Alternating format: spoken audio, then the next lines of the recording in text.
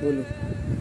سب سے پہلے تو میں شہاب بھائی کے حوصلے، پختہ عزائم، ان کی دلیری اور بہادری کو سلام کرتا ہوں اور ان کے لیے دعا گو ہوں کہ اللہ رب العزت ان کی ہر مشکل کو آسان بنائے اور ان کے پیدل حج کرنے کو قبول فرمائے۔ آج کل سوشل میڈیا پر شہاب بھائی کے پیدل حج کے بارے میں ہر کوئی اپنے اعتبار سے کمنٹ کر رہا ہے۔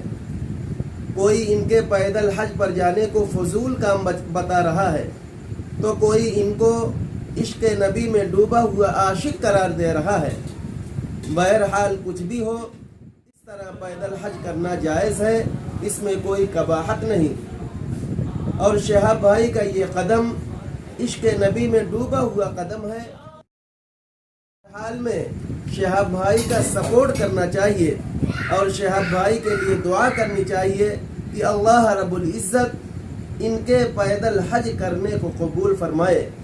اگر آپ کو یہ بات پسند آئی ہو تو میرے چینل صلاح الدین قاسمی کو لائک اور شیئر کریں۔